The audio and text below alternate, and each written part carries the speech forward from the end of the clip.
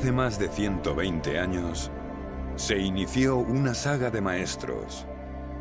Desde entonces, hemos acumulado saber generación tras generación. Y hoy lo hemos recogido en un campus único. Más de 1.200 metros cuadrados de instalaciones, 10.000 metros cuadrados de bodegas. Un edificio abierto al conocimiento, la enseñanza y la investigación. 350 plazas para profesionales y estudiantes, con salas especializadas, incluyendo bodega natural, laboratorio sensorial, espacio show cooking, sala de corte.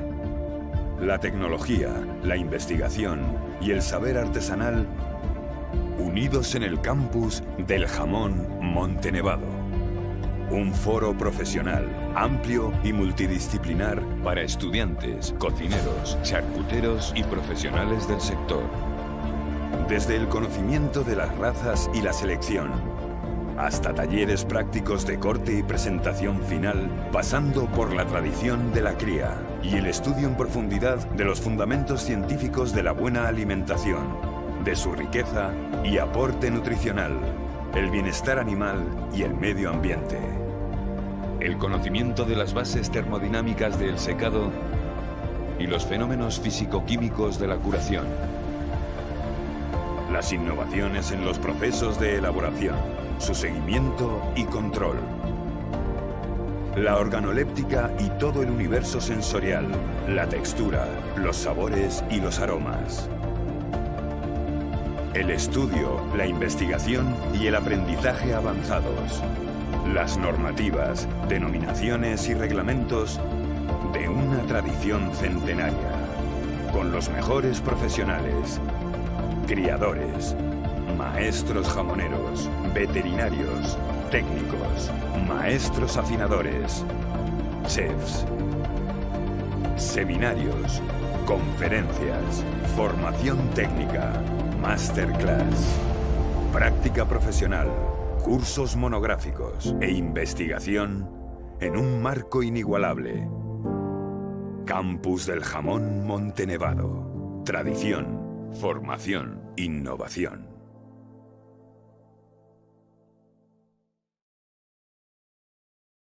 Buenas tardes a todos. Vamos a dar comienzo a una nueva conferencia aquí en el Campus Montenevado. Y hoy contamos con Begoña Rubio, investigadora del ITACIL en la Estación Tecnológica de la Carne de Guijuelo. Buenas tardes, Begoña, bienvenida. Muchas gracias, bienvenido. Gracias por invitarme, Alejandro. Muy bien, si te parece voy a hacer una breve introducción de lo que nos vas a hablar y de tu trayectoria y después, bueno, pues te cedo la palabra para que ya nos vayas dando tu presentación. La ponencia de hoy tiene como título Listeria monocitógenes, estrategias de detección y control. Y bueno, pues qué decir de Listeria, ¿no? Creo que es una bacteria de sobra conocida, un patógeno de sobra conocido por nuestra industria y que sabemos que, bueno, cuando yo oigo la palabra Listeria, pues me tiemblan las piernas, ¿no? Porque en el tema de la exportación sabemos que para los países terceros existen algunos de ellos que tienen tolerancia cero a Listeria y algunos de estos países son China, Estados Unidos, Corea, Singapur, Uruguay, México, Colombia. Y sabemos que las consecuencias de tener una Listeria en un producto que enviamos a estos países pues pueden ser catastróficas. Entonces, bueno, eso por un lado. Por otro lado, sabemos también que ha habido brotes en los últimos años en algunos productos. Recordamos el caso de la carne mechada y otros que, bueno, también han supuesto una crisis sanitaria importante. Creo que también el jamón es un producto diferente que no permite el crecimiento de Listeria, ¿vale? Entonces, bueno, creo que no nos encontraremos con una crisis así, espero, pero bueno, eso no significa que no tengamos que, bueno, pues estar alerta y luchar contra ella, ¿no? Entonces, algunas preguntas que nos surgen es cómo combatirla, cómo muestrear, qué procedimientos de limpieza y desinfección debemos usar, es capaz de crecer en nuestros productos, en todos los productos en nuestras líneas de productos que desarrollemos. Y bueno, no nos debemos engañar, ¿no? Listeria, al final, es un microorganismo ubicuo que al final es sencillo que entre en nuestras instalaciones y lo que tenemos que hacer es asegurarnos de que no sobrevivan, de que no sobrevivan ellas cuando entre con la materia prima o por alguna otra razón, que no forme biofilms y tratar de impedir que pueda crecer en nuestro producto, ¿no? Y ni siquiera llegar al producto. Bien, el equipo de Begoña en la estación tecnológica tiene una gran experiencia en listeria, han hecho varias publicaciones y creo que hoy nos pueden responder algunas de estas preguntas que nos hemos hecho, ¿no? La duración de la ponencia tendrá unos 45 minutos y posteriormente pasaremos a una parte de preguntas en la cual, bueno, pues intentaremos que vayáis poniendo todas las dudas que tengáis en el chat para resolverlas al final de la jornada. Y recordar también que la próxima ponencia será el día 3 de agosto, en la que contaremos con Mario Díaz, de la empresa portuguesa Lourenço. Mario nos hablará de los jamones portugueses, presuntos portugueses, y de las razas que allí tienen, de los procesos de elaboración y de las figuras de calidad que tienen en Portugal. Y bueno, voy a contar un breve resumen del currículum de Begoña. Ella es doctora en Ciencia y Tecnología de los Alimentos por la Universidad de Burgos. Ha desarrollado su trayectoria profesional en la Estación Tecnológica de la Carne como responsable del Laboratorio de Microbiología. Ha participado en 40 proyectos de investigación. Tiene publicados varios libros y numerosos artículos en revistas nacionales e internacionales. Ha dirigido 3 tesis doctorales y diferentes tesis de máster y proyectos fin de carrera. Ha presentado un gran número de comunicaciones a congresos nacionales e internacionales y colabora como evaluadora de proyectos con el Ministerio de Agricultura y es también evaluadora de artículos en revistas científicas indexadas. Y sin más, Begoña, te cedo la palabra y te escuchamos. Muy bien. Pues muchas gracias especialmente a Alejandro, Juan Vicente y Adriana por hacerme partícipe y de nuevo hacer partícipe al Itacil de llevar a cabo vuestra labor divulgadora tan importante que estáis llevando a cabo desde Montenevado. También agradecer pues a todas las personas que nos acompañáis de forma presencial y, por supuesto, a toda aquella gente que nos está viendo vía streaming. Y es de agradecer que, bueno, dada la época del año en la que estamos, nos hayan elegido frente a disfrutar de una estupenda siesta tan propicia como lo es en el mes de julio. Y sobre todo, pues, tratándose del tema que vamos a abordar hoy, porque cierto es que las conferencias que se han impartido desde esta tribuna hasta el momento, la gran parte de ellas han sido para hablar de cosas maravillosas del jamón. Y claro, ahora vengo yo y claro, me proponen que hable de Listeria monocytogenes. Como ha dicho Alejandro, normalmente hablar de este patógeno da escalofríos y de todo. Aunque, bueno, también hay gente que puede pensar que, bueno, a ver, es un tema que, no sé, de actualidad relativamente, ¿no? Porque, a ver, este tema ya creo que, a ver si puede pasar, ahora ya sí, este tema fue actualidad, pero pasó, ¿no?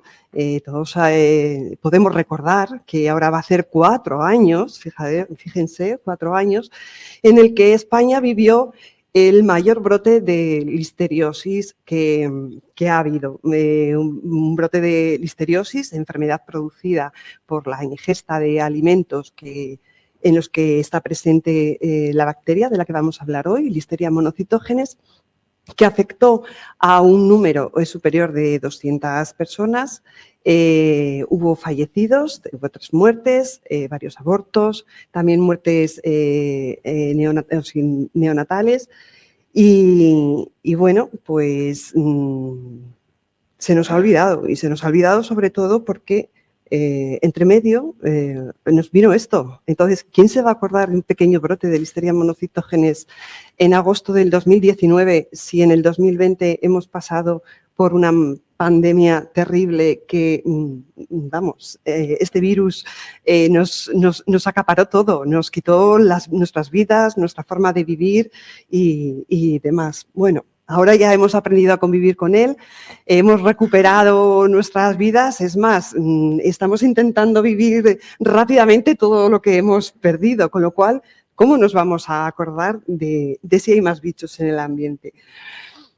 Hasta que, claro, ha venido esto, han venido autoridades desde Corea, desde México, nos han hecho auditorías y nos están diciendo que, a ver, señores, hemos detectado listeria y se han detectado graves fallos higiénicos dentro de pues lo que es la industria cárnica española.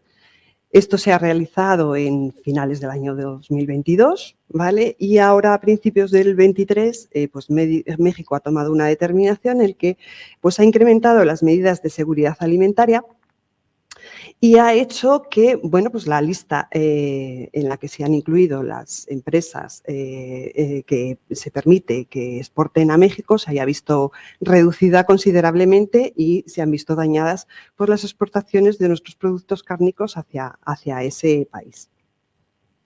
Es posible que nos pueda llevar a pensar, bueno, ya, pero esto seguro que son temas políticos, tanto. Pero si no gastamos un tiempo en visitar la página web de la Agencia Española de Seguridad Alimentaria y consultamos las alertas alimentarias que se han llevado a cabo en España desde el final del brote de listeriosis producido por carne mechada hasta la actualidad, podemos observar que ni tan siquiera había acabado el brote cuando, de nuevo, en septiembre del 2019, pues hubo un par de alertas alimentarias, de nuevo en Andalucía, ¿de acuerdo? Otra por carne mechada y otra por otro producto cárnico, ¿de acuerdo? Solamente he recogido aquellas alertas alimentarias en las que están relacionadas con productos cárnicos y que son debidas a presencia de Listeria monocytogenes. Porque alertas alimentarias, pues dentro de la página de la ESAN hay muchísimas más. Como digo, en septiembre del 2019 se produjeron 2 nuevas alertas alimentarias, también en octubre y en enero. ¿Qué ocurrió en enero del 2020? Que ahí se paralizó todo, ¿de acuerdo? Llegó marzo y nos metieron a todos a casa. Y no ha sido hasta abril del 2021 cuando de nuevo hemos comenzado a recuperar nuestra normalidad, ¿no? Y ya vemos como en abril del 2021 de nuevo han saltado las alertas alimentarias en productos cárnicos, en este caso eran procedentes de Cataluña, en agosto del 2021, en diciembre del 2021 también, a lo largo de todo el 22, también ha habido alertas alimentarias por Listeria monocytogenes en productos cárnicos y la última alerta alimentaria ha sido en marzo del 2023 en cecina de vacuno con aceite de oliva. Por lo tanto, este panorama yo creo que sí que nos debe hacer reflexionar y pensar que, bueno, no solo es cuestiones políticas, sino que, a ver, algo o alguna medida o de nuevo nos tenemos que plantear algo si no queremos volver a llegar a la situación que pudimos vivir o que vivimos en agosto del 2019. Por lo tanto, a ver, ahora sí. Por lo tanto, vamos a plantearnos en qué situación estamos, ¿de acuerdo? ¿Estamos preparados para la batalla? ¿Conocemos lo suficiente a quién nos vamos a enfrentar? Como decía Cervantes ya en su momento, un hombre bien preparado para la lucha ha conseguido medio triunfo. Por lo tanto, ese es un poco mi objetivo en esta charla. De hacer reflexionar de cómo de preparados estamos para ver si somos capaces de conseguir el triunfo. Un poco cómo voy a desarrollar la ponencia, pues trataré de abarcar todos los puntos que aquí señalo y pues va a ser un poco pues, guía del título de la ponencia de hoy. Primero vamos a conocer a Listeria monocytogenes, conociendo al enemigo. ¿De acuerdo? Y una vez que ya sepamos a quién nos vamos a enfrentar, vamos a ver con qué herramientas contamos para combatirla. ¿De acuerdo? Vamos a hablar tanto de estrategias para su detección como para estrategias para su control. Y dentro de ellas pues, nos vamos a centrar en la limpieza y desinfección, en los estudios de vida útil y en la aplicación de altas presiones hidrostáticas. Comenzaremos conociendo a Listeria monocytogenes. ¿Qué es Listeria monocytogenes? Bueno, Listeria monocytogenes es una bacteria que tiene forma bacilar, es un bacilo, no es demasiado grande, es un bacilo corto, es gram positivo y presenta flagelos, lo que le permite movilidad y afortunadamente no es formadora de esporos. En cuanto a su taxonomía, está englobada dentro del filo Firmicutes, de la clase Bacilli, orden Bacilliales, de la familia Listeriaceae y del género Listeria. ¿vale? Dentro de este género, actualmente están incluidas unas 21 especies de listerias, ¿de acuerdo? La mayor parte de ellas no son patógenas y destacar, pues, Listeria ivanovi, que es patógena, pero es en animales, especialmente de vacuno, y Listeria monocytogenes, que es patógena en humanos. Y, como digo, produce listeriosis por consumo de alimentos en los que está presente. De acuerdo, desde el punto de vista de su clasificación, decir pues, que en función de su antígeno celular y flagelar, pues, se diferencian de Listeria monocytogenes hasta 7 serotipos, y que en función del análisis filogenético de múltiples genes, bueno, pues se puede clasificar principalmente en 4 linajes, aunque yo he incluido aquí los 3 más importantes. Destacar que en el linaje 1, el que se incluye en los serotipos, principalmente 1, 2B, 3B y 4B, pues son las cepas que están principalmente relacionados con brotes de listeriosis, y que el linaje 2, que incluye las cepas 1, 2A, 3A y 1, 2C, pues son los que están presentes principalmente en alimentos, ¿de acuerdo? En la figura que incluye en la parte de abajo, pues les indico cuál de las cepas, porque no todas las cepas tienen la misma virulencia, como he dicho, hay algunas que están más relacionadas con la producción de listeriosis y otras menos, ¿de acuerdo? Como vemos, la cepa 4B está mayormente relacionada con brotes de listeriosis frente a las cepas 1, 2B, 1, 2A y 1, 2C, que aunque están más comúnmente presentes en alimentos, pero cierto es que están menos relacionadas con brotes de listeriosis. ¿Qué características presenta esta cepa? Y esto es lo que más nos interesa, sobre todo a la hora de combatirla. Pues porque Listeria resiste todo, o sea, es resistente a muchas de las condiciones adversas del ambiente. En cuanto a la temperatura, pues su temperatura óptima de crecimiento es entre 30 y 37 grados, pero bien es cierto que también es posible que crezca a bajas temperaturas, a temperaturas de refrigeración e incluso soporte temperaturas de congelación. Mientras que, bueno, ya temperaturas por encima de los 45 grados es más complicado que Listeria la soporte. El pH también, aunque su pH óptimo es 7, pero también puede estar presente y crecer a pHs de entre 4,2, 4,3, que también son pHs que se manejan dentro de la industria cárnica.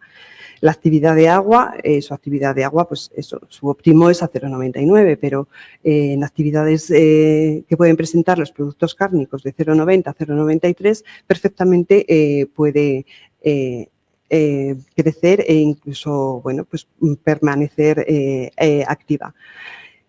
Y también la concentración de sal. La concentración de sal, uno de los aditivos importantes de los productos cárnicos, pues también en determinadas concentraciones es posible que el Listeria monocytogenes pueda mantenerse viable en productos con un porcentaje de sal que sea elevado. Y además, no solo de las temperaturas, pHs, actividades de agua, sino en condiciones ambientales como son las atmosféricas, es decir, en las condiciones en las que nosotros envasamos nuestros productos, pues, y se van a encontrar, Listeria monocytogenes va a permanecer, es decir, es anaerobia facultativa y lo que quiere decir es que puede crecer tanto en presencia de oxígeno como en ausencia de oxígeno, para que se hagan una idea, pues, en condiciones, por ejemplo, de productos envasados al vacío. Esta gran resistencia la caracteriza a Listeria monocytogenes, que va a ser una bacteria pues, ubicua, va a crecer, como he dicho, a temperaturas bajas. En nuestras instalaciones vamos a podernos encontrar con cepas persistentes, además tiene capacidad de formación de biofilms y es fácilmente adaptable a los desinfectantes. Ubicuidad, ¿qué quiere decir? Pues que la vamos a poder encontrar en cualquier sitio. O sea, es que por muy insospechado que sea, ahí puede estar presente. O sea que es muy difícil su control. El crecimiento a temperaturas bajas, pues dése cuenta, son temperaturas en las que habitualmente se trabajan en la industria cárnica. No es habitual el trabajar en temperaturas, pues eso, en torno a desde 4 a 12 grados aproximadamente. Y por lo tanto, pues no va a ser la temperatura temperatura baja no es ningún aliado para poder combatirla, todo lo contrario. Sí que tenemos que tener en cuenta que, por ejemplo, en el producto curado, y les presento aquí un gráfico de un estudio que nosotros realizamos ya hace tiempo y presentamos en un congreso, en el que evaluamos el comportamiento de Listeria monocytogenes en jamón a diferentes temperaturas. Sí que es cierto que, bueno, no va a permitir su crecimiento. También es cierto que el jamón estaba envasado a vacío, o sea que no es una única, son combinaciones de varios factores. No es únicamente la temperatura. Bueno, sí que es cierto que el envasado eran las mismas condiciones para todos los productos y lo único que se varió fue la temperatura, que lo hicimos a 4, a 8 y a 12 grados. Podemos observar cómo cuando el jamón se mantuvo a 12 grados, que es la línea roja, Listeria monocytogenes descendía mucho más rápidamente, es decir, los recuentos de Listeria monocytogenes disminuían más rápidamente a lo largo del tiempo de almacenamiento que cuando manteníamos el producto envasado a una temperatura de 4 grados, que son las líneas azules. ¿De acuerdo? Es cierto que a temperaturas de refrigeración la disminución de Listeria monocytogenes es inferior a cuando utilizamos temperaturas por encima. Esto, por favor, que tampoco dé por pensar de que a partir de ahora vamos a todos nuestros productos los vamos a almacenar en condiciones de no refrigeración, porque, a ver, el jamón puede presentar Listeria monocytogenes, pero también puede presentar otro tipo de deterioro como es el organoléptico y podemos enranciar el jamón solamente por destruir Listeria monocytogenes.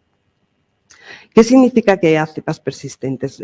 Vamos a poder diferenciar entre cepas esporádicas y cepas persistentes. Cepas esporádicas son aquellas que podemos detectar, pero que de forma habitual van a ser destruidas por los procesos habituales de limpieza y desinfección. Es decir, las vamos a detectar, pero de forma esporádica. Sin embargo, cuando ya hay cepas que se detectan de forma repetida y que nos van a aparecer en los muestreos, que incluso no solamente nos pueden aparecer en muestreos que hacemos durante varios meses, sino que nos van a aparecer incluso durante años, entonces en este caso ya tratamos como que son cepas resistentes. ¿Y qué puede dar lugar a que una cepa se considere como una cepa persistente? Pues esto lo conlleva la realización de deficientes limpiezas y desinfecciones, determinados factores ambientales, como puede ser si yo he realizado una limpieza y desinfección deficiente, puedo dejar restos de materia orgánica en las superficies o en el ambiente, que son nutrientes en definitiva para esta bacteria y le estoy facilitando, de acuerdo, las condiciones para su supervivencia. Acompañado de la temperatura, como hemos dicho, está favorecido su crecimiento a temperaturas bajas y luego el elevado grado de humedad que nos podemos encontrar pues, en cualquier sala de despiece o etcétera, etcétera, pues esto van a favorecer que el Listeria monocytogenes permanezca y se mantenga en las instalaciones. Y por otro lado, pues su capacidad para formar biofilms. ¿Qué son los biofilms? Pues a ver, normalmente las bacterias van a poder encontrarse en dos formas diferentes, bien células planctónicas o como células sésiles que llamamos. ¿Qué son las células planctónicas? Bueno, pues son células que están, digamos, se encuentran de forma libre, pero únicamente un 1% o un 2% de las células bacterianas que podemos encontrar se encuentran de esta manera. El 99% se va a encontrar en forma de células sésiles. Células sésiles, es decir, se van a encontrar en forma de o formando parte de conglomerados bacterianos, que es lo que nosotros llamamos biofilms. ¿De acuerdo? Un poco la mecánica de formación de los biofilms se lo indico en figura de la derecha, ¿de acuerdo?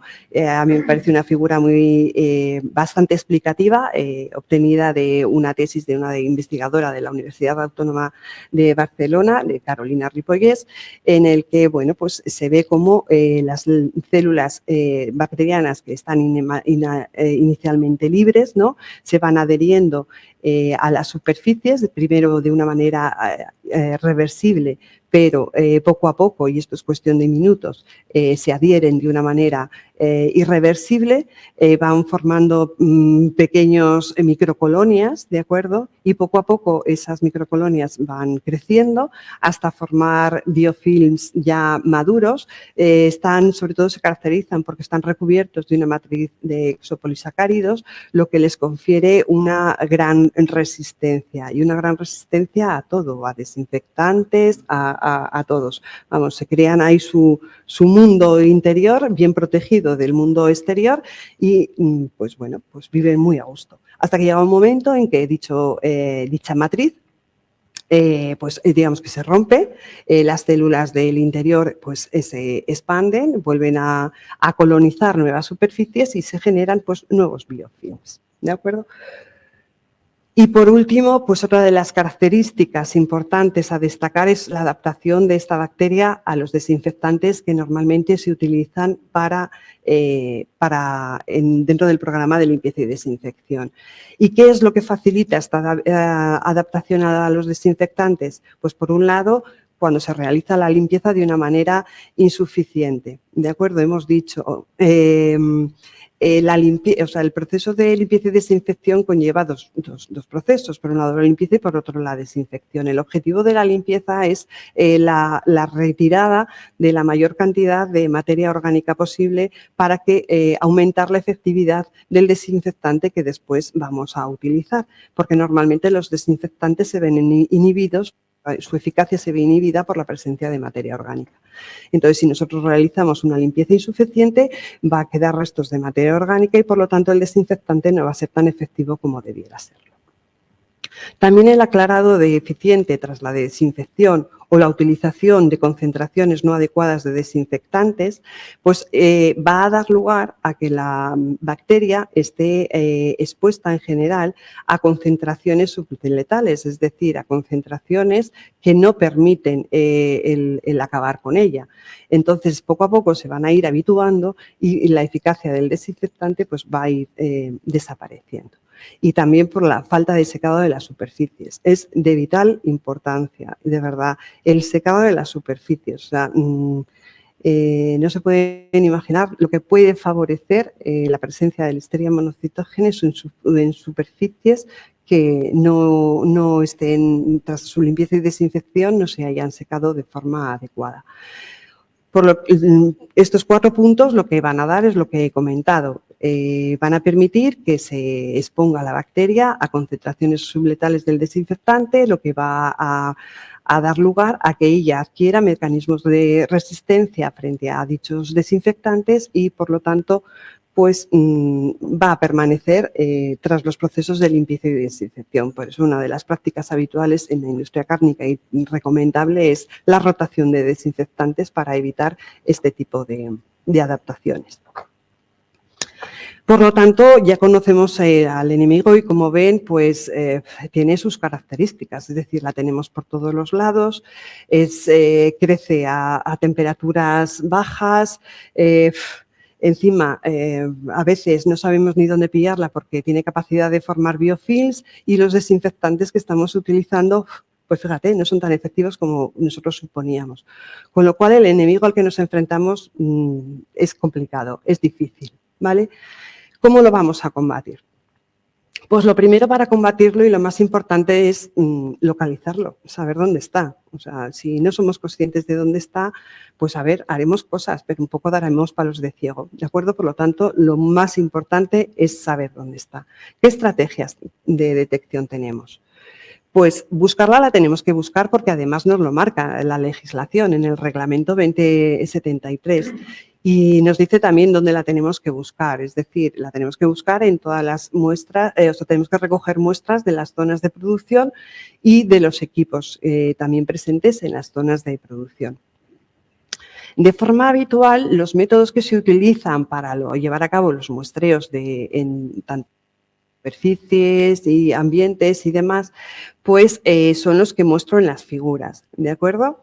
O bien las placas de contacto, o bien hisopos, las toallitas, esponjas con mango sin mango y las bayetas o las esponjas que pueden abarcar una superficie más amplia. ¿Qué inconveniente llevan estos métodos habituales para la toma de muestras? Pues un poco porque son muy variables, o sea, dependen mucho de la persona que tome la toma de muestras, ¿vale? Porque tú puedes frotar más, yo puedo frotar menos, aunque cierto es que hay indicaciones y normas en las que nos indican cómo debemos llevar a cabo la toma de muestras, pero a ver, cada persona somos cada persona y cada uno, aunque lo intentemos hacer de la mejor manera posible, pero somos todos diferentes, ¿de acuerdo? Entonces hay una variabilidad muy grande en la forma de tomar las muestras. Y por otro lado, pues también, una vez tomada la muestra, estos tanto hisopos, esponjas y demás, nosotros de forma habitual se introducen en un diluyente, ¿de acuerdo? Y mediante agitación lo que se pretende es traspasar las colonias, las bacterias que nosotros hemos recogido con estos utensilios al medio líquido para después poderlas analizar. Y bien es cierto que en la literatura ha habido estudios que han demostrado que en parte de esa flora bacteriana que se recoge en los hisopos, pues queda adherida o queda atrapada por las fibras de estos utensilios. Y, en definitiva, lo que se lleva a cabo es un recuento o más bajo de la flora presente en realidad en las superficies. Y por otro lado, pues por mucho que tú frotes y demás, no nos van a permitir en ningún momento el romper la capa extracelular de polisacáridos de los biofilms y por lo tanto no van a ser capaces de poder detectar los biofilms. Una alternativa bastante interesante y que nosotros estamos trabajando ahora sobre ella fue la desarrollada por el grupo de investigación de la Universidad Autónoma de Barcelona, liderado por el doctor José Juan, y que nos ha parecido muy interesante porque lo que pretende es pues conocer la composición microbiológica real de las superficies. Este método de muestreo consiste en utilizar sensores de muestreo, que no son más que unas placas de acero inoxidable que se colocan en la zona que se quiera muestrear, en cualquier superficie, por diferentes métodos de adhesión. Y que cuando se lleva a cabo el muestreo simplemente se retira la placa que ha estado en las mismas condiciones, sometida a las mismas condiciones que ha estado cualquier superficie, ¿de acuerdo? Tanto de trabajo como de limpieza y desinfección. Y directamente en el laboratorio lo que se hace es analizar la placa. También se introduce en un diluyente y por diferentes métodos que se somete de agitación para poder liberar las células a la superficie, pues luego podemos llevar a cabo las determinaciones analíticas correspondientes para evaluar la microbiología de la superficie. Nosotros hasta el momento hemos hecho un pequeño estudio que salió publicado hace unos meses en Neurocarne, en el que hemos aplicado esta metodología de muestreo para verificar los procesos de limpieza y desinfección en 3 industrias cárnicas y como era en limpieza y desinfección, siempre nosotros los muestreos los hemos realizado en preoperativo, porque lo que nosotros queríamos evaluar era la limpieza y desinfección que se llevaba a cabo en las industrias.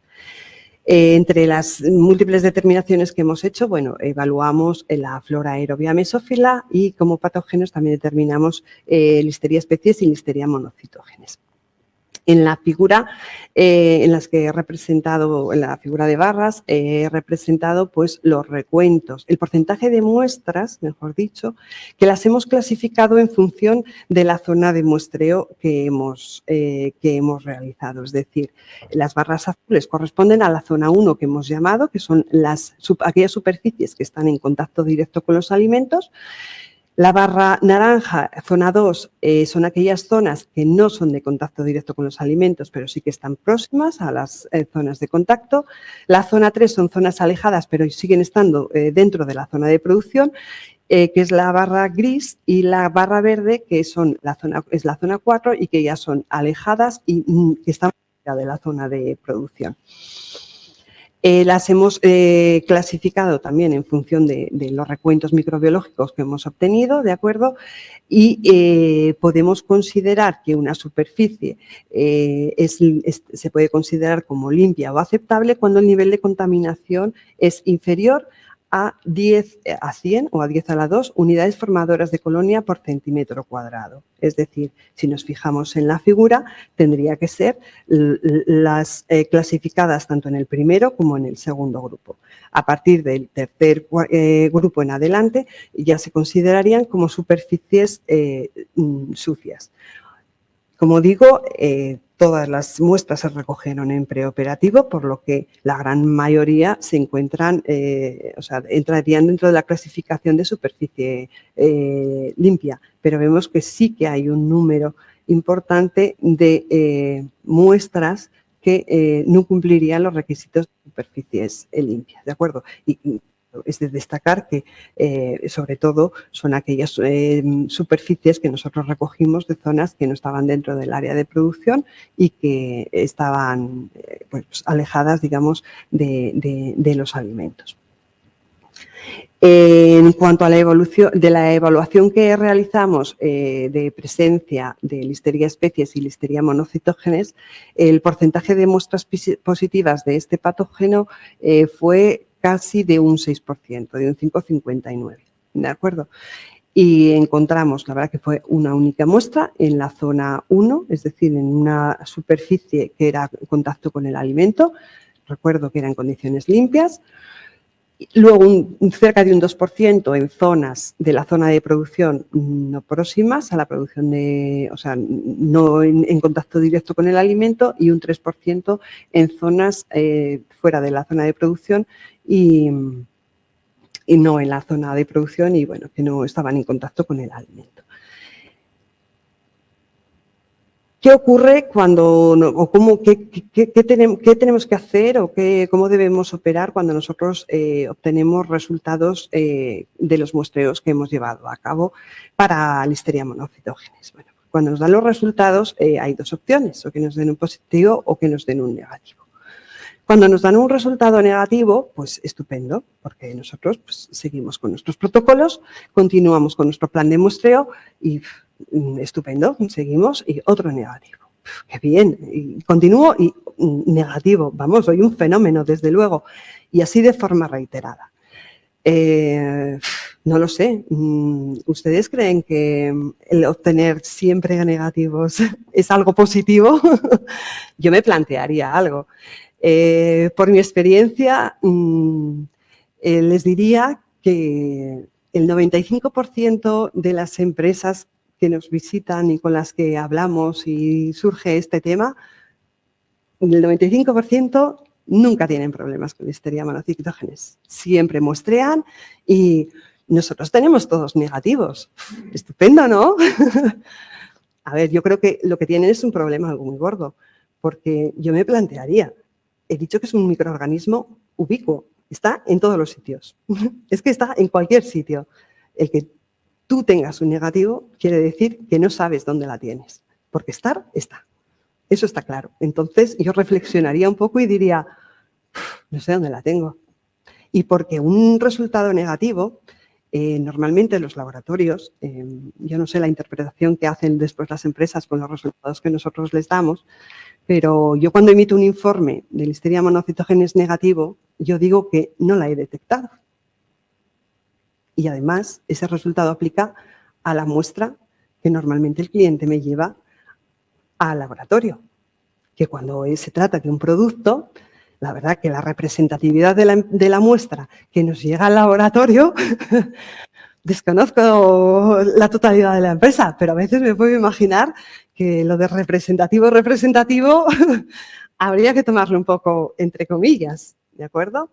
Entonces, yo digo que no se ha detectado, que tú digas, que tú interpretes que ese resultado es no la tengo, pues hombre, un detectado quiere decir que no hay evidencia o que yo no he sido capaz de detectarlo, porque mis métodos de análisis también tienen un límite de detección por debajo del cual no soy capaz de detectarla. Pero yo no te estoy diciendo que no la tienes, ¿de acuerdo? Entonces, ese es un punto muy importante y que la gente se tiene que mentalizar. Que un detectado es un no detectado y no quiere decir que no la tengamos, porque la ausencia de la evidencia no evidencia la ausencia, ¿de acuerdo? ¿Qué ocurre cuando el resultado es un positivo? El 5% de las empresas restantes que tienen positivos y reconocen que pues, es un problema, pues la verdad son las empresas que realmente están preocupadas, te molestan en buscarla y si la buscas la encuentras. Entonces, cuando ocurre un positivo, pues lo primero que se hace pues, es revisar un poco los protocolos de limpieza y desinfección, ¿no? Cuando volvemos a muestrear y luego obtenemos un resultado negativo, pues decimos, fue estupendo, fue porque el personal que hace realmente la limpieza y desinfección ha estado de vacaciones, ha estado el sustituto y, pues claro, nos ha llevado la limpieza y desinfección de forma adecuada y ya está, resuelto el problema, no hay más. Pero ¿qué ocurre cuando de nuevo volvemos a tener un positivo? Pues a ver, ya hay que pensar un poco más, ya tenemos que establecer acciones correctivas, también alguna preventiva, las cosas se complican como nos vuelva a salir otro positivo y demás. ¿De acuerdo? Eso es la manera habitual de proceder. ¿Cómo podríamos complementar esa información? De forma habitual, cuando se produce un brote en epidemiología, lo que se hace es investigar de dónde procede ese brote y se cogen muestras tanto de pacientes como de productos alimenticios que se han consumido y demás para poder buscar el origen de qué ha producido ese brote. Pues aplicar algo similar a nuestro campo, nuestro ámbito, al campo de nuestros positivos de Listeria monocitógenes, pues la verdad que sería bastante importante y nos aportaría mucha información. Es decir, si procedemos a caracterizar de forma molecular todos los aislados que nosotros obtenemos de los positivos de Listeria monocitógenes, de las muestras que nosotros recogemos en nuestros ambientes, productos finales, materias primas, nos ayudaría mucho para saber cuáles son nuestras fuentes de entrada, cuáles son, si poseemos cepas persistentes o no persistentes en el ambiente y demás. Porque daros cuenta que nosotros en los laboratorios, cuando emitimos un positivo, nosotros emitimos cuando vemos la placa que he puesto en esta diapositiva, ¿de acuerdo? Ningún laboratorio puede emitir un resultado positivo si no la ve, porque muchas veces se dice, en función de la metodología que tú utilices, no, ¿y cómo sé yo si es viable o no es viable? No, todos los laboratorios cuando tenemos un positivo debemos confirmar y la debemos de ver y la vemos de esa manera, ¿de acuerdo? Y es una pena porque a día de hoy la mayor parte de esas placas se van a autoclavar y a destruir y estamos destruyendo una información muy valiosa. Si nosotros caracterizáramos de forma molecular esos aislados, pues podemos ver qué información podemos obtener. Eso lo hicimos un pequeño estudio en nuestro laboratorio porque, bueno, de las muestras que a nosotros nos llegan de forma rutinaria para analizar, tenemos la costumbre de guardar todos nuestros aislados y se nos ocurrió que qué información podíamos obtener fue un estudio que, vamos, no había sido ni preparado ni nada, un poco por cacharrear en el laboratorio, pues decidimos caracterizar 59 aislados que teníamos procedentes de una misma empresa elaboradora de productos cárnicos y que teníamos recogidos desde hacía 7 años, de 2012 hasta el 2019. Esta empresa elabora diferentes productos como jamón, chorizo, salchichón y otros. Y cuando procedimos al serotipado molecular, que es la tabla que incluyo en la zona centro de la diapositiva, pudimos observar, bueno, que estaban presentes, pudimos aislar todos nuestros aislados pertenecían a 4 serotipos principalmente, al serotipo 1,2A, 1,2B, 1,2C y también encontramos una muestra en la que nos apareció el serotipo 4B, que he dicho que es bastante poco frecuente encontrarla en alimentos y sí en brotes de listeriosis. Y también pudimos ver que había determinadas cepas que estaban asociadas a determinados productos. Es decir, la mayor parte de las cepas que tenían serotipo 1,2b estaban asociados a jamón, mientras que las cepas que presentaban serotipo 1,2c estaban asociadas a los embutidos. ¿De acuerdo? Cuando llevamos a cabo el subtipado molecular y buscamos relaciones entre las distintas cepas, hicimos el árbol filogenético, pudimos observar, no sé si se ve muy bien en la figura porque es un poco pequeño, pero bueno, con los cuadros en rojo he querido resaltar que el cuadro rojo superior me indica todas las cepas del serotipo 1,2c, es decir, asociados a embutidos, y que estaban presentes, o sea, es la misma cepa, porque tenía las mismas características, ¿de acuerdo? Y a la derecha, no sé si se puede diferenciar los años en los que nosotros analizamos esa muestra y fue cuando nosotros obtuvimos ese aislado. Si veis, esa misma cepa estaba presente desde el 2012 hasta el 2019, ¿de acuerdo? En muestras desde el 2012 hasta el 2019 se presentaba esa cepa. En cuanto a los embutidos, pero si nos fijamos en el cuadro inferior rojo, es la cepa con serotipo 1,2b asociada a jamón, y si nos fijamos en las fechas de cuando obtuvimos esas cepas, me parece que pertenece a 3 años diferentes, 2017, 2018 y 2019. ¿De acuerdo? Pues habitualmente esta información, como les digo, pues acaba en el autoclave de los laboratorios y yo creo que es una información muy valiosa y que nos puede ayudar a no dar palos de ciego, sino que nos va a permitir, ¿no?, el poder luchar contra esta bacteria y de una forma ya pues mucho más enfocada y centralizada. Bueno, pues una vez que ya sabemos dónde la tenemos, ¿qué estrategias podemos establecer para controlarla? Empezaremos por la limpieza y la desinfección, ¿de acuerdo? También la limpieza y desinfección viene establecida por la legislación, ¿de acuerdo? Todas las empresas deben establecer su sistema de autocontrol basado en requisitos previos de higiene y trazabilidad, que es donde se incluye el plan de limpieza y desinfección, y también en el plan de análisis de peligros y puntos críticos de control.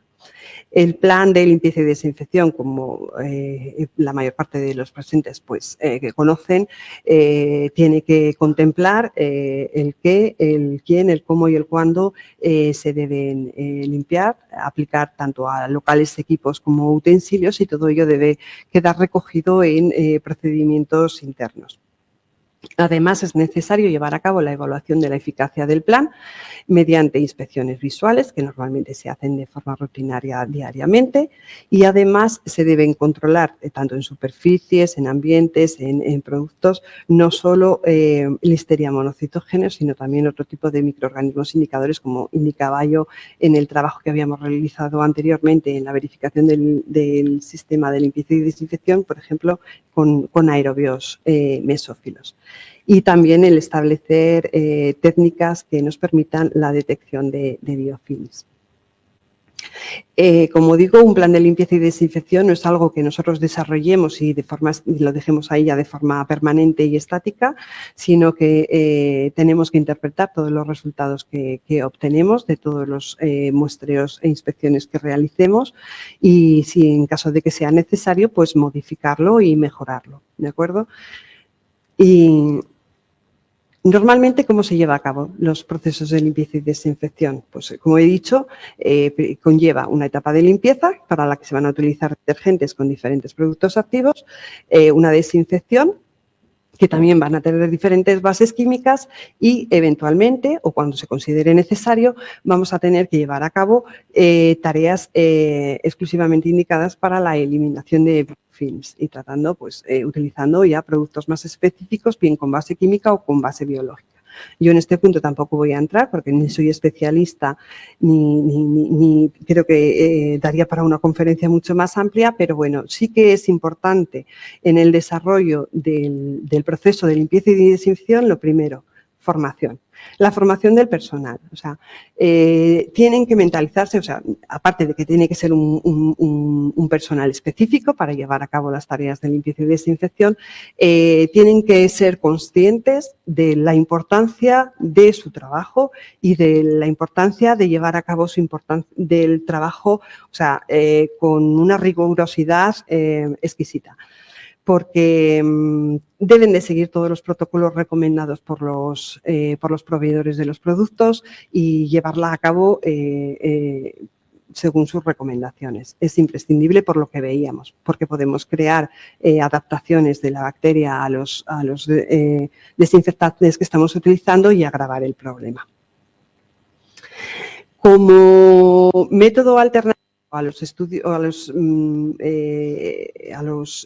pues detergentes o desinfectantes que se están utilizando de forma habitual, ya que últimamente pues estamos mucho más mentalizados con el medio ambiente y demás, y parece que ahora todos tendemos a utilizar pues cosas más, más amigables con el medio ambiente y demás.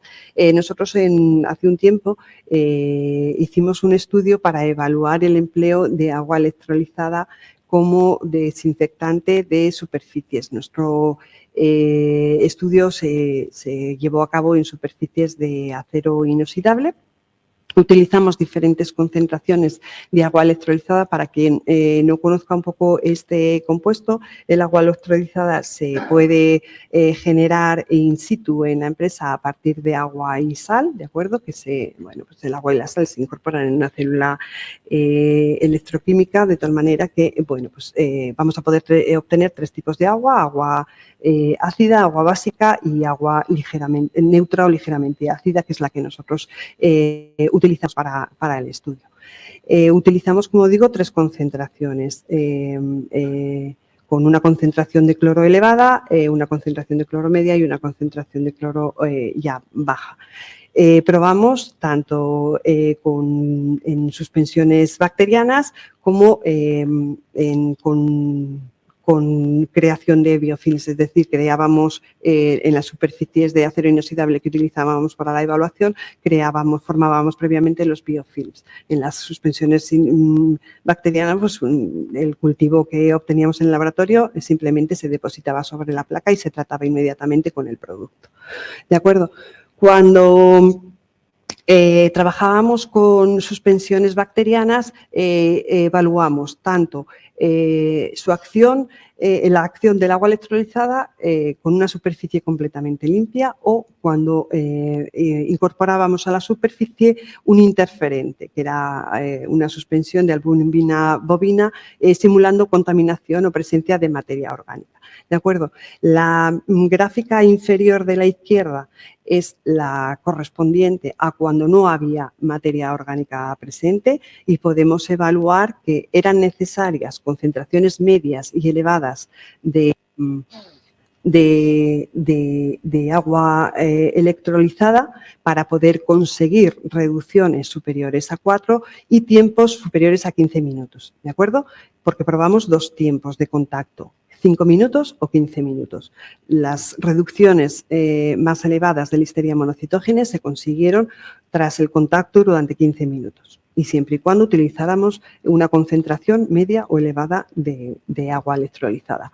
Sin embargo, cuando en la gráfica de la inferior derecha utilizábamos un interferente o había presencia de materia orgánica, como les digo, había una inhibición del efecto del agua electrolizada y únicamente conseguíamos alcanzar reducciones de 4 logaritmos cuando utilizábamos concentraciones ya muy altas de cloro o sea, concentraciones elevadas de agua electrolizada, y permanecía en contacto durante 15 minutos con las superficies. En cuanto a la evaluación que realizamos tratando superficies en las que habíamos generado un biofilm monoespecie de Listeria monocytogenes, pues vimos que en cualquier caso, tanto en 5 como 15 minutos y independientemente de la concentración que utilizábamos, pues se podían alcanzar reducciones superiores a 4 logaritmos.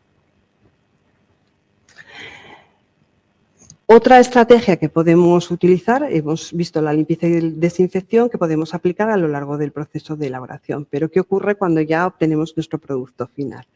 Nos vamos a centrar en los estudios de vida útil y sobre todo porque nos los marca también la legislación, es decir, en el reglamento 73, que es el que recoge los criterios microbiológicos que deben cumplir los productos que nosotros sacamos al mercado, pues nos dicen que tenemos que cumplir, pues eso, unos requisitos en función de en qué apartado se engloben nuestros productos. Para Listeria monocytogenes y para productos y para alimentos listos para el consumo, que son que nos ocupan en esta ponencia, es decir, los productos cárnicos normalmente no requieren de ningún tratamiento culinario previo que permita la destrucción del patógeno antes de ser consumido, sino que los consumimos directamente. Pueden aplicarle un criterio en función de si puede o no puede favorecer el crecimiento de Listeria monocytogenes. Si pueden favorecer el crecimiento de Listeria monocytogenes, pues el reglamento nos dice que los productos deberán presentar ausencia de Listeria. De todas maneras, creo que no está corregido porque sería no detección de Listeria en el alimento antes de que abandone la empresa y a lo largo de la vida útil del producto no debe superar las 100 unidades formadoras de colonia por gramo de Listeria monocytogenes. Mientras que si nuestro alimento no puede favorecer el crecimiento de Listeria monocytogenes, pues el criterio que debe cumplir a lo largo de toda la vida útil únicamente sería el de inferior a 100 unidades formadoras de colonia por gramo. ¿Cómo vamos a saber qué criterio nos aplica? Pues nos establece el reglamento que cuando sea necesario pues debemos llevar a cabo pues, estudios que demuestren dónde se encuadran nuestros productos. Y eso es lo que vamos a ver ahora. Hay publicadas y se pueden encontrar en la web guías y además bueno, hay documentos que así lo legislan y lo establecen, de cómo llevar a cabo la determinación de la vida útil de los alimentos. Normalmente estos estudios se suelen realizar en 4 etapas, ¿vale? Que son las que les muestro en los diferentes escalones de la figura que aparece aquí a la izquierda. Inicialmente, lo primero que hay que tener claro es cómo es nuestro producto, o sea, lo tenemos que conocer, o sea, lo tenemos que describir, ¿vale? Tenemos que realizar una descripción de las características de nuestro producto, de nuestro proceso, de cómo lo vamos a sacar al mercado, de en qué formatos, en qué envasados. Hay que hacer una descripción exhaustiva y eso normalmente viene recogido en la ficha técnica del producto. También vamos a tener que identificar en dicha ficha cuáles son las posibles causas que le pueden implicar una pérdida de seguridad, como es el caso, en nuestro caso sería Listeria monocytogenes, que tenemos al ser un producto listo para el consumo y tenemos una legislación que así nos lo indica. A posteriori nosotros tenemos que determinar tanto de caducidad o de consumo preferente en función de lo que nos atañe. Es decir, ¿cuándo vamos a tener que establecer fechas de caducidad o de consumo precedente? Pues todo va a depender de lo perecedero o no perecedero que sea nuestro producto. Normalmente para los productos perecederos se establece una fecha de caducidad, mientras que, como es en nuestro caso, los productos que no son perecederos, pues simplemente tendremos que indicar una fecha de consumo preferente. En función de la fecha de consumo precedente que nosotros hayamos establecido a nuestros productos, pues deberemos validarla y demostrar que en esa fecha que nosotros hemos establecido estamos cumpliendo los criterios microbiológicos que nos establece el reglamento. ¿Cómo se lleva a cabo esa validación? Pues primero, teniendo en cuenta las características físico-químicas del producto. ¿Que no son suficiente evidencia? Pues ya tendríamos que consultar literatura científica que avale que nuestro producto se engloba en el apartado que nosotros consideramos que se deben englobar. Si no es suficiente, también podemos aportar información a través de nuestro histórico de datos y, por último, si fuera necesario, pues también podríamos utilizar los estudios complementarios, como puede ser mediante análisis sensoriales o mediante microbiología predictiva. En el caso de que se trate de productos, pues como he dicho, en los que se debe establecer una fecha de caducidad, a veces suele ser necesario realizar otro tipo de estudios que ya implican análisis laboratoriales, como pueden ser los estudios de desafío, de durabilidad, etcétera, etcétera, que en este caso no los voy a abordar porque no nos aplicaría. En cuanto a las características físico-químicas del producto, ¿qué nos tenemos que plantear primero? Pues al igual que Shakespeare, debemos plantearnos, ¿favorece mi producto o no favorece el crecimiento de Listeria monocytogenes? A ver, ¿y eso cómo lo vamos a saber?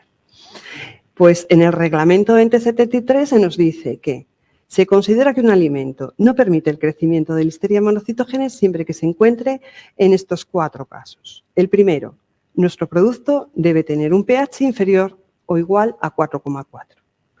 O un segundo apartado sería, mi producto posee una actividad de agua inferior o igual a 0,92.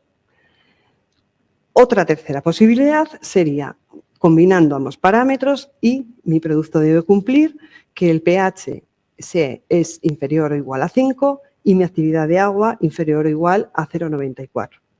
Y si no encajo en ninguno de los anteriores, pues mi producto puede tener una vida útil inferior a 5 días. ¿De acuerdo? Si yo consigo demostrar que mi producto se incluye dentro de alguna de estas categorías, lo puedo clasificar como que no permite el crecimiento de Listeria monocytogenes. En caso contrario, pues tendríamos que ir a los criterios microbiológicos de los productos que permiten el crecimiento de Listeria monocytogenes. Dado que el reglamento me está hablando de 2 parámetros de mis productos, como es el pH y la actividad, de forma habitual yo tengo que llevar a cabo análisis de pH y de actividad de agua de mi producto final, ¿de acuerdo? Y voy a tener una recopilación de datos que yo voy a poder utilizar, ¿vale? Con todo mi histórico de pH y de actividad de agua utilizado en mis diferentes lotes de producto, lo voy a plasmar en una hoja Excel y calcular mis valores medios para estos parámetros. Y además puedo calcular el máximo o el mínimo para saber en qué ámbito me estoy moviendo y la desviación estándar asociada a esos datos que yo he utilizado, dado que el reglamento me indica que debemos tener en cuenta la variabilidad inherente a los productos. ¿Con esto qué puedo hacer? Porque, vale, me ha salido, por ejemplo, actividad de agua de 0,85. Estupendo, ya está. Yo decido que no pertenece a la categoría 2 de actividad de agua inferior o igual a 0,92 y ya está. Pero, ¿estamos seguros de ello? En ningún caso vamos a encontrar un producto que me supere ese valor. Se ha desarrollado una calculadora por la red Biocura, que la verdad es algo que no sé si será muy utilizado o no, pero es muy fácil de utilizar y súper intuitiva, ¿de acuerdo? El enlace para poder acceder a ella es el que indico en la diapositiva.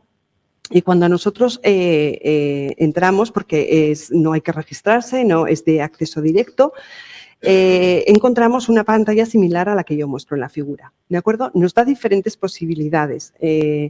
Podemos calcular tanto el número de muestras que pueden presentar un valor superior a un límite establecido, tanto para pH como para actividad de agua.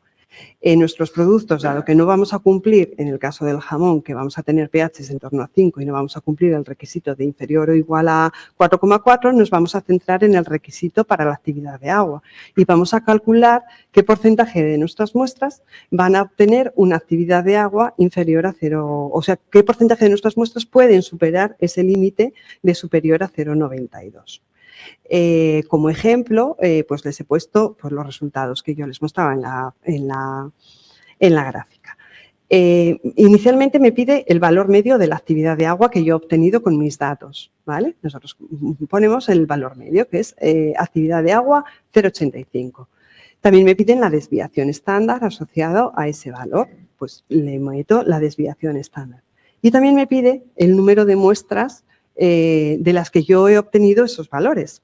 ¿de acuerdo? El valor límite que vamos a establecer es el de 0,92, que es el que me marca la legislación, y le damos a calcular. ¿Qué resultado nos da la calculadora? Pues nos dice el porcentaje de muestras que pueden presentar valores superiores al valor límite de 0,92 y nos lo expresa tanto en porcentaje como en número de unidades por 1000 piezas que nosotros elaboremos. ¿De acuerdo?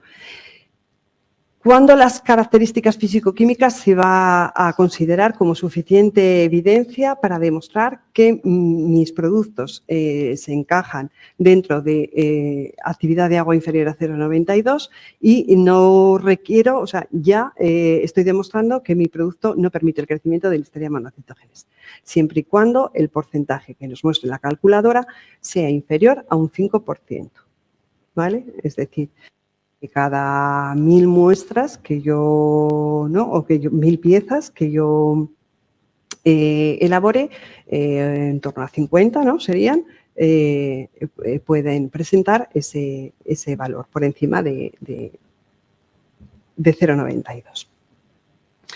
Cuando me sale un porcentaje mayor, no hay que decir que a mayor número de muestras que yo analice, esto yo lo puedo ir alimentando continuamente, y a mayor número de muestras que yo analice, pues voy a poder conseguir ese criterio, ¿de acuerdo?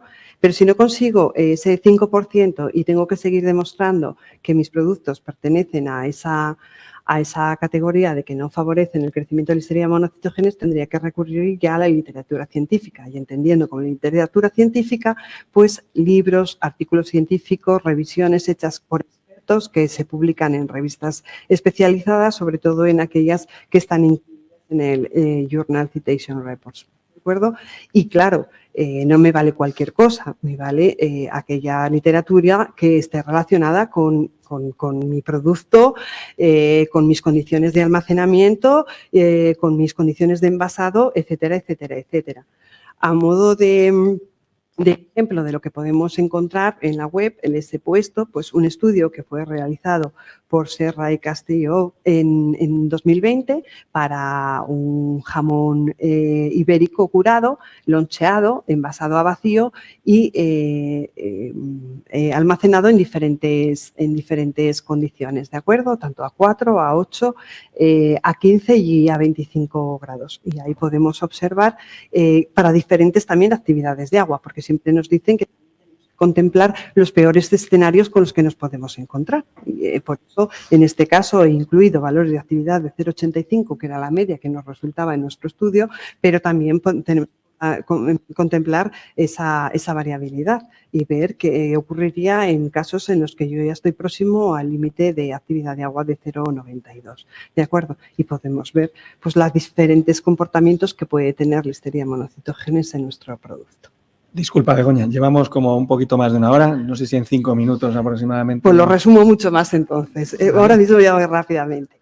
Vale, teniendo en cuenta el histórico de datos, no me ha sido suficiente con la literatura científica, tengo que afianzar mi histórico de datos. Normalmente, ¿de qué se compone el histórico de datos? Pues son resultados de Listeria monocytogenes que he obtenido cuando yo muestreo mi producto final, que yo realizo para evaluar la calidad microbiológica y para ver la eficacia de las medidas de control que yo he puesto a lo largo del proceso. Y si además yo también tengo datos de mi producto al final de mi vida útil, pues también me va a servir para validar y justificar la vida útil que yo le estoy poniendo. Si volvemos de nuevo con todos esos resultados que nosotros tenemos, con todo histórico a la calculadora que hemos hablado, hay un apartado en el que yo puedo introducir el número de positivos y el número de negativos que he obtenido y me va a dar el intervalo de confianza para en el cual, y también el número de muestras por cada 1000 elaboradas que me pueden presentar Listeria monocytogenes en mis productos, ¿vale? El intervalo de confianza para que, digamos, yo pueda vivir tranquilo, cuando nos sale un intervalo de confianza inferior a 0,05, pues yo puedo estar seguro de que mis productos van a cumplir los requisitos microbiológicos que me requieren.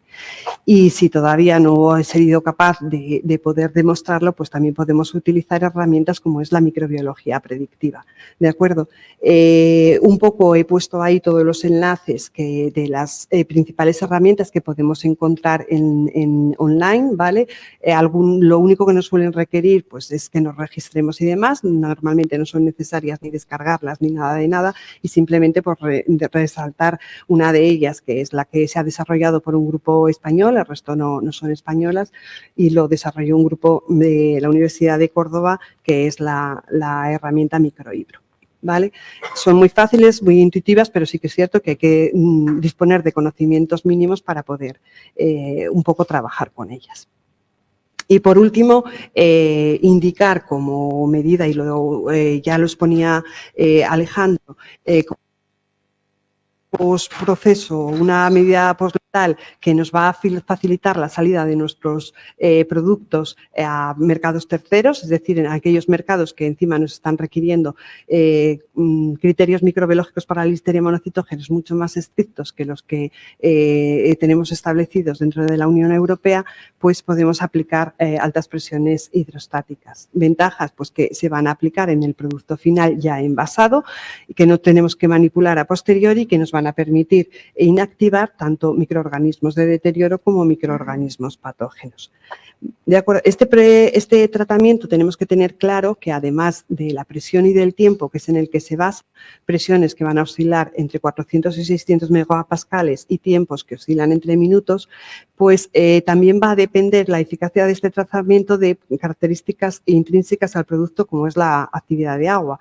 ¿Eso qué implica? Pues que en los diferentes grupos de investigación hayamos tenido que hacer modelizaciones para poder optimizar la eficacia del proceso en función del producto que queramos tratar, ¿vale? Simplemente indicar que, pues eso, en la diapositiva, en la zona de la izquierda, pues les he presentado un modelo para listeria monocitógenes en el tratamiento de altas presiones para jamón, que fue desarrollado por el grupo de investigación del IRTA.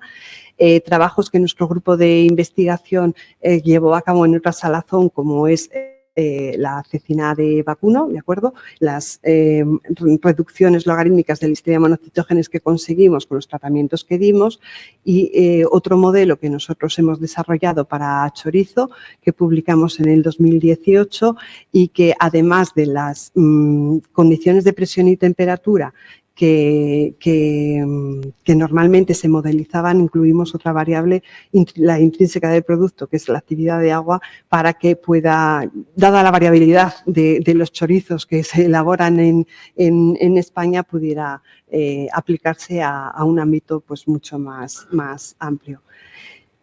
Y como conclusión, simplemente decirles que, pues bueno, ya hemos conocido al enemigo, no es fácil de combatir, tenemos herramientas y ahora cómo se desarrolle la batalla, pues depende de la actitud de cada uno, ¿de acuerdo? Muchas gracias por su atención y bueno, quedo abierta para cualquier consulta. Muy bien, muchísimas gracias, Begoña. Yo creo que te has ajustado perfecto al final a lo que hemos dicho. Muy bien, pues vamos a ver si hay alguna pregunta por el público. Vamos a empezar por el público. Mira. Hola, buenas tardes. Buenas tardes. Yo quería decirte, ¿no habría que aprender de alguna manera a hacer como con la COVID, aprender a vivir con ello, puesto que cuando no se detecta es porque hemos estado un poco torpes? Si siempre está ahí, de alguna manera habrá que convivir con ello, ¿no? No, convivimos con ella diariamente. Convivimos con ella. Es decir, en este aspecto no tenemos... O sea que... productos. Ese es el gran problema, que nos están exigiendo una serie de requisitos que son muy complicados porque eso, hemos visto las características de la bacteria. Quiero decir, convivir está en todos los sitios. ¿Quién no habrá consumido un producto con listeria? A ver. O sea, que somos resistentes a la listeria. Depende, claro. Normalmente no todos somos iguales. El monocitógenes pues va a afectar a determinadas poblaciones más que a otras. Lo vimos ya en el caso del brote de listeriosis de Andalucía. La mayor parte de los muertos fueron pues, personas mayores, afecta sobre todo también a inmunodeprimidos, a mujeres embarazadas, pues eso, se produjeron varios abortos, también pues eso, a los fetos y demás. O sea, no a la población en general normal, pues seguramente que han pasado todos por algún caso de listeriosis leves, porque normalmente suele ser algo leve, y no lo hemos sabido. Lo malo es cuando eso afecta a una población más vulnerable y sobre todo el problema que conlleva Listeria monocytogenes y la listeriosis en sí es el porcentaje tan elevado de mortalidad que conlleva la enfermedad. Muy bien, hay otra pregunta aquí en la parte delantera.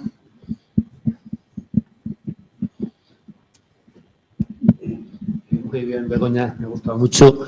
Y quería saber, primero, ¿se conoce la dosis? Me imagino que la dosis infectiva será variable según lo que dices, dependiendo de las características inmunológicas o de cada uno, ¿no? Pero, ¿hay algún valor?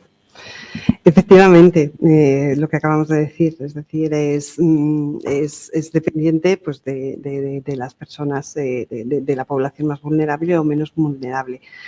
Pero creo recordar que normalmente se suelen establecer dosis de en torno a 10 a la 4, pero tampoco hay un valor como tal que se pueda decir es este fijo. No, es muy variable. Bastante lejos de ausencia, ¿no? Bueno, ya digo, y lo de ausencia, pues a ver, es un criterio que no es posible, es decir, sería un no detectable, porque nadie puede establecer una ausencia. Otra cosa, hemos dicho el frío no la inactiva demasiado, el calor, ¿qué temperatura? Si quisiéramos hacerlo un poquito a lo bruto y quisiéramos esterilizar o tratar por calor los instrumentos, ¿qué temperatura y qué tiempo necesitaríamos para, una vez limpias las superficies, para asegurarnos de que la destruimos? ¿Hay algún estudio? ¿Te refieres a superficies? A Sí, calor en superficies. Materiales, superficies, sí. Una máquina de lonchear, imagínate, la meto al horno y ¿a qué temperatura la meto? Ya, lo malo que quiere decir la vida útil del equipo que tú sometas Depende de la temperatura. Si al tratamiento. Si vale con 50 grados 20 minutos. Hombre, la verdad que yo desconozco si hay trabajos en ese sentido. Nosotros desde la Estación Tecnológica de la Carne no nos ha dado, la verdad, que por realizar ese tipo de pruebas. No, hasta ahora no hemos metido a ningún equipo, no lo hemos tratado con calor. Pero en la gráfica que os he puesto de las condiciones en las que Listeria monocytogenes, ¿no? Podía sobrevivir y demás, se indicaba que la temperatura máxima era en torno a 45, con lo cual yo supongo que temperaturas superiores a esos grados. Bueno, en los productos tratados por el calor, ¿no? Se suelen utilizar entre 65 y 72 las temperaturas para garantizar que ¿Tiempo que se destruye. aproximado? No sabes. No te podría decir, no. Ya te digo que desconozco estudios y tampoco tenemos experiencia en ese sentido. ¿Y ha puesto algún sistema, algún revelador, algún producto que lo apliques y se quede adherido a los polisacáridos del biofilm y luego lo pueda dar fluorescencia y revelarlo más fácilmente? No hay nada. Hombre, en el mercado sí que hay, en ese sentido que tú indicas, hay, que yo conozca, creo que son dos los productos que pueden utilizarse para la detección de biofilms. ¿De acuerdo? A ver, no quería dar marcas comerciales, pero bueno, sé que hay un producto que tú utilizas y su base es el colorear las superficies, ¿no? Tú lo aplicas y si, bueno, tras su aplicación y su enjuagado, la superficie permanece de color rosáceo, pues te indica que hay presente un biofilm y es donde tienes que profundizar en la limpieza. Otro producto se basa en el peróxido de hidrógeno, es decir, tú utilizas el producto y, bueno, pues burbujea en presencia de materia orgánica y se supone que también es el método de detección de biofilms. Eso sí, lo que tenemos que tener en cuenta es que de detección de biofilms, que no quiere decir que en dicho biofilms tengamos presencia de Listeria monocytogenes. Hay otras muchas bacterias con capacidad de formación de biofilms. ¿De acuerdo? Hay que cargarse a todas, ¿no? ¿O no? No lo sé, hay tantas teorías. Otra pregunta. Hay tantas teorías. Por aquí, ¿qué efectividad tienen métodos como la luz ultravioleta o los fagos? ¿Conoces un poco si son efectivos? Antes de quizá de formar el biofilm, pero... Sí, pues mira, ni hemos trabajado con ultravioleta, o sea, lo que es en industria, ¿vale? Ni con fagos, pero sí que te puedo decir que sí que tengo ciertas referencias en cuanto a luz ultravioleta, porque nosotros de forma indirecta hemos hecho analíticas para empresas que estaban, un poco probando esa tecnología para el tratamiento de superficies y demás, y lo único que te puedo decir es que lo iban a adquirir y finalmente no lo adquirieron, ¿vale? Yo lo siento, supongo que eso dependerá de cada empresa, quiero decir que eso yo creo que deben ser tratamientos que deben ser personalizados y que se puedan, pues eso, en cada empresa deberían estudiarlos porque las condiciones no son las mismas, o sea, cada empresa es un mundo totalmente diferente. Esa es la experiencia que hemos tenido recientemente, pero ha sido en ese caso puntual. Con eso no quiero decir, nosotros en los laboratorios se utilizan ultravioletas también. Entonces, por eso te digo, a nosotros en el laboratorio nos es muy eficiente. En el caso de esa empresa concreta, para el objetivo que ellos tenían, no fue efectivo. ¿De acuerdo? Y en cuanto a fagos, pues bueno, sí que un poco las referencias de bibliografía y de cosas que he leído en la literatura científica, sí que es cierto que, bueno, pues que sí que han demostrado su efectividad. Un poco el problema está en el que, bueno, el plantear el introducir, digamos, ¿no? Para que son virus, en definitiva, lo que tú estás introduciendo en la empresa, pues eso cuesta. Virus de bacterias. Sí, cuesta un poco ¿no? el hacer que sí, ese tipo de lucha biológica yo creo que todavía nos tenemos que mentalizar.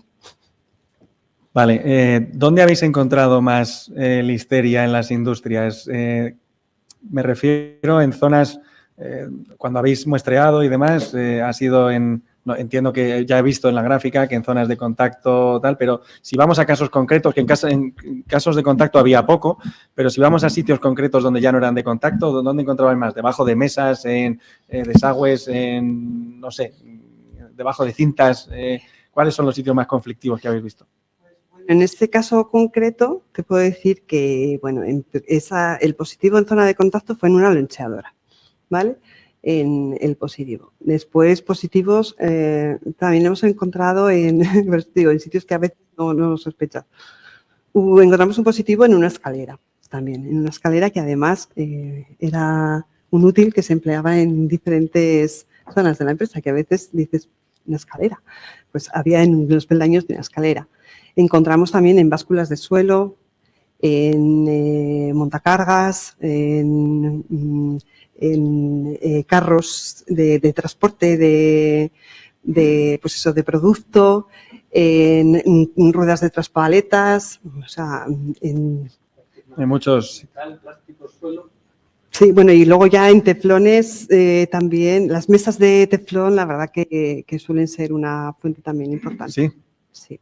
Claro, dependiendo de las condiciones del teflón, porque las mesas de teflón, claro, se deterioran de forma muy habitual, entonces, dependiendo del mantenimiento que tú realices en las mesas, pues la verdad, y además date cuenta que son materiales mucho más porosos que los aceros inoxidables, entonces, tanto la limpieza y demás, pues es más complicada. Muy bien, tenemos otra pregunta por aquí. Perdona, a ver si me podías aclarar, que no sé si lo he entendido bien, en el estudio de Eurocarne, me ha parecido entender que había en concentraciones de 10 a la 4 hasta 10 a la 6 en zonas alejadas del contacto con el alimento aparecían valores más altos. ¿Eso qué se debe? ¿A que la limpieza en esos puntos es menos eficaz? Es menos exhaustiva. Más que menos eficaz, yo creo que es menos exhaustiva. Yo creo que eso de forma habitual, como que nos centramos más en las zonas, pues eso, justo las de contacto próximas, tal, y a veces nos olvidamos que también hay pasillos, hay sumideros de pasillos, hay otro tipo de zonas o de armarios fuera de la zona de producción en la que pues guardamos determinados utensilios o lo que sea y nos olvidamos de ese tipo de zonas que parece que como no están dentro del ámbito de producción, pues eso no le tenemos que prestar tanta atención. Y otra aclaración. Cuando los datos que aparecían de las generaciones de 1, 2C relacionadas con el embutido, eso también a qué se debe, a que existen maquinaria, amasadoras, embutidoras, tal, en las que no ves todas las superficies y la limpieza vuelve a ser no tan eficaz. Pues mira, en ese estudio concretamente ya he dicho que fue un estudio que realizamos un poco por curiosidad propia en el laboratorio, aunque a posteriori pues estos se les ha mostrado a la empresa porque considerábamos que eran pues de sumo interés para ellos y bueno, pues de hecho hemos seguido trabajando ahora de otra manera con ellos, ya no como servicio analítico, sino como más como un servicio pues más de investigación y demás. Y le puedo decir que es una empresa en las que tiene unos procedimientos de limpieza y desinfección rigurosos, no lo siguiente. Y cierto es que ellos sí que lo achacaban a algún equipo que ya tenía sus años y que a pesar de que era un equipo que sí que desmontaban y demás, pero posiblemente quedara algún pues, resquicio o cualquier cosa que no se ha podido todavía solventar. Lo único ya que les resta, la verdad, que la empresa es comprar uno nuevo. Ya, yo creo que de las últimas preguntas ya sería, has dicho que las hisopos, esponjas, placas y demás, pues no son muy efectivas para la toma de muestras. Nos has puesto también un ejemplo de esas placas que utilizáis. Si tuviéramos que tomar muestras en la empresa, ¿tú por qué método te decantarías? Hablo de superficies de contacto, una mesa y demás. Entiendo que esas placas que nos has enseñado no son lo más adecuado para colocar una mesa o en una cinta y demás, ¿no? ¿Qué método utilizarías tú para esas mesas o cintas y qué método utilizarías para otras superficies de no contacto? De los métodos convencionales, me estás hablando, ¿verdad? Sí. Claro, las placas de contacto normalmente la verdad que se suelen utilizar más para control de ambiente, digamos, de aire y demás. Pues a ver, depende. Depende un poco de la superficie que tengamos que muestrear. Si la superficie que tenemos que muestrear es muy amplia y es muy lisa y muy accesible, pues, hombre, las toallas serían muy adecuadas porque, a ver, estás muestreando es el utensilio más grande, digamos, del que disponemos y, desde luego, que vas a abarcar una mayor superficie. En el caso de los hisopos, pues aunque parecen pues, como más endebles y demás, pero también son muy útiles cuando queremos muestrear zonas pues, muy poco accesibles, ¿no? Que tiene mucho recoveco, ¿de acuerdo? Que quizás con una esponja y eso pues no se llegue.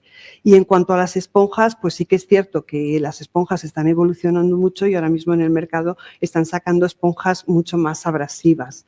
Entonces, pues sí que la fricción que tú puedes llevar a cabo con las esponjas, pues cada vez es mayor. Y bueno, pues cuando digamos un poco pues las superficies que nos quedan y las que tienen un recovecos, ni cuando sean demasiado grandes, pues podemos utilizar las esponjas. Muy bien. Más preguntas tenemos por aquí. ¿A qué crees que se puede achacar el dato que nos mostrabas al principio de que se producía menor reducción del recuento de listeria a 4 grados que a 12? Pues por la permeabilidad de la membrana celular, listeria monocitogénica.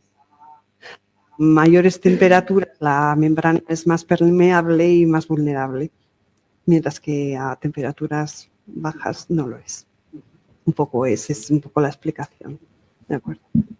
Y otra cosa, ¿qué posibilidad, estudios como el que has comentado sobre la no supervivencia de listeria en jamón, si hubiera más, se podría llegar a validar o se podría llegar a conseguir que algunos países aceptaran, bueno, o no sé si lo sabrás, no sé si hay más estudios para conseguir validar, aparte de que la actividad de agua sea 0,92 o que el pH sea menor de 5, y si hay una serie de estudios demostrando que la viabilidad en un jamón curado de la listeria es 0, pues podríamos utilizar eso para convencer. Entiendo que con Estados Unidos, de hecho, se ha llegado a conseguir de alguna manera. Pues la verdad que no lo sé, porque demostrar que Listeria monocytogenes es 0... No, no es 0, pero que la viabilidad, por lo menos que no aumenta el contagio con el tiempo.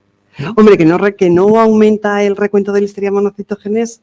A ver, cualquier trabajo que se haya realizado está demostrado, quiero decir, en jamón.